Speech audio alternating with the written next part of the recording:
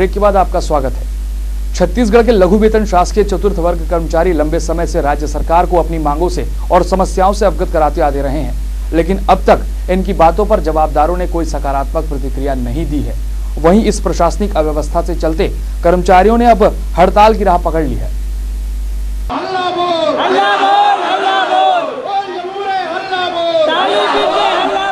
राज्य सरकार से अपनी मांगों को लेकर प्रदर्शन करते ये लोग शासकीय चतुर्थ वर्ग के कर्मचारी हैं। वैसे तो ये कर्मचारी राज्य सरकार को भी अपनी मांगों से अवगत करा चुके हैं, लेकिन आश्वासन देना ही अधिकारी और मंत्रियों का एक बड़ा काम बन चुका है। तो ऐसे में ये लोगों का दर्द क्या समझेंगे। अब शासकीय हो या अशासकीय कर्मचारी इस उदासीनता के चलते शासन प्रशासन के खिलाफ हो जाते हैं और बात आ जाती है आंदोलन और घेराव की। राजधानी रायपुर में बुधवार को चतुर्थ वर्ग के कर्मचारियों ने अपना विरोध जताते हुए धरना स्थल पर प्रदर्शन किया। इनकी प्रमुख मांग है कि कलेक्टर द्वारा स्वीकृत पदों के विरुद्ध पूर्व कार्यरत कर्मचारियों को कलेक्टर आदेश नियुक्ति दी जाए। वहीं इन कर्मचारियों का नियमितीकरण करके इन्हें पदोन्नत किया जाए, साथ ही वेतन संबंधित विसंगतियों को दूर किया जाए। हमारा एक सूत्री मांग है, वर्षों से कार्यरत आदिम जाति कल्याण विभाग में जो कर्मचारी कार्यरत कर रहे हैं, उन्हें किसी नियम कानून की आवश्यकता नहीं है। सारे नियम कानून को शिथिल किया जाए और उनको नियुक्ति आदेश दिया जाए और उन्हें शासन के मूल धारा में लाते हुए 3 साल के बाद नियमित कर्मचारी माना जाए। हमारी ये मुख्य मांग है। उसके साथ हमने नियमित कर्मचारियों के विरुद्ध में पद संरचना, विभागीय पदोन्नति, समामान वेतनमान, 1 मंथ सेटअप मान और वर्दी सिलाई धुलाई भत्ता 2 समूह में दिए जाने की मांग हमने शासन में रखी है। 7 तारीख को हमें शासन में चर्चा के लिए बुलावा है, क्योंकि 5 और 6 तारीख को शासकीय अवकाश है। 7 तारीख को आयुक्त महोदय के द्वारा बुलावा आ गया चर्चा के लिए। वैसे तो ये कर्मचारी और भी संगठनों से काफी मजबूत हैं, जिसके चलते इनकी एकता भी इस प्रदर्शन में दिखाई दी। हमारे कर्मचारी एकता ऐसा प्रदर्शित करते हैं क्योंकि हम सब जमीन से जुड़े हुए कर्मचारी रहते हैं और हम सारे कर्मचारी अपने आदर्शों, सिद्धांतों और जिला अध्यक्ष के निर्देशों के तहत बंधे रहते हैं। इस कारण हमारे कर्मचारी बहुत सेवक के रूप में, एकता के रूप में प्रदर्शित करते हैं। राज्य सरकार को वैसे तो इन कर्मियों ने अपनी मांगों से अवगत करा दिया है, लेकिन समय रहते मांगे पूरी नहीं होने पर इन्होंने हड़ताल करने की बात कही है। वहीं एक बड़ा सवाल ये भी नजर आ रहा है कि सरकार और कर्मचारियों के बीच की यह रस्साकशी आखिर कब तक खत्म होती है। कैमरा पर्सन प्रकाश के साथ विंदेश श्रीवास्तव, CG24 न्यूज रायपुर। राजधानी रायपुर में एक बार फिर चोरी का मामला सामने आया है, जहां रात के सन्नाटे में चोरों ने जवाहर नगर की एक इलेक्ट्रॉनिक दुकान में धावा बोला और लाखों का सामान लेकर चंपत हो गए।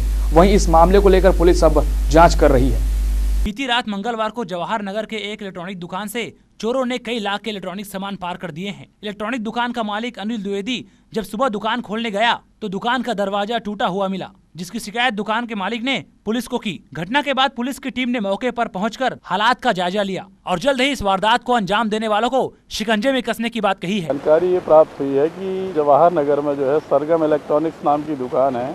इसके प्रोपराइटर हैं मिस्टर अनिल गेवी, A/7 सालन नगर इनका निवास है और ये रात में अपनी दुकान बंद करके चले गए थे, जिसके दुकान का ऊपर का जो है इनका जो है ये बताया कि दरवाज़ा टूटा हुआ और कुछ इलेक्ट्रॉनिक सामान गए हुए हैं। डिटेल अभी उन्होंने सूची नहीं दी है, जैसे सूची मिलती है तो निश्चित रूप से जो है केस में इंक्लूड की जाएगी और प्रकरण का इन्वेस्टिगेशन किया जा रहा है। भरसक प्रयास किए जा रहे हैं कि मतलब जिन भी आरोपियों ने अपराध किया है उनको ट्रेस किया जाए और दंडित कराया जाए। रात के अपराधों पर शिकंजा कसने राजधानी पुलिस गश्त की बात करती है, पर ऐसी घटनाओं को देखकर नहीं लगता कि हमारी राजधानी की पुलिस रात को जागरण करती होगी। ऐसे में उम्मीद करें कि इस घटना के बाद ही सही, पर राजधानी पुलिस की आंख जरूर खुल जाएगी। CG24 न्यूज के लिए कैमरा पर्सन दिलीप सिन्हा के साथ विंदेश श्रीवास्तव। मोबाइल फोन से युवती को परेशान करने वाले एक युवक को महिला सेल की टीम ने गिरफ्तार कर लिया है। आरोपी युवक अपने ही सोसाइटी में रहने वाली एक स्कूली छात्रा को परेशान किया करता था, जिसकी शिकायत मिलने पर महिला सेल की टीम ने तुरंत कार्रवाई करते हुए युवक पर शिकंजा कसा है। महिला सेल ने मोबाइल फोन से परेशान करने वाले आरोपी युवक को गिरफ्तार कर लिया है। आरोपी कचना RDA कॉलोनी का रहने वाला है और उसी कॉलोनी में रहने वाली युवती को परेशान किया करता था। पुलिस ने बताया कि ये आरोपी युवती के सामने गिटार बजाकर भी उसे छेड़ा करता था। घर में मेरा फ्लैट है, उसी घर के सामने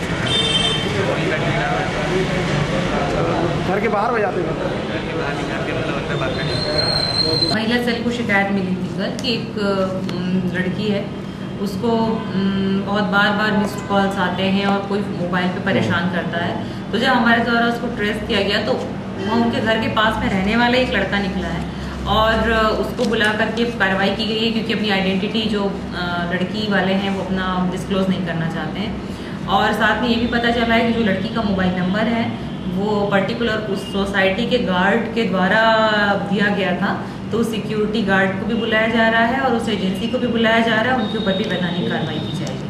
महिला सेल आजकल मजनुओं को सबक सिखाने की मुहिम छेड़ चुकी है। पिछले कुछ दिनों में दर्जनों मजनुओं को गिरफ्तार किया गया है। अगर इसी मुस्तैदी के साथ महिला सेल अपनी कार्रवाइयों को अंजाम देती रहेगी तो आने वाले दिनों में स्कूल कॉलेजों में पढ़ने वाली युवतियों को ऐसे मंचलों से निश्चित ही छुटकारा मिल पाएगा।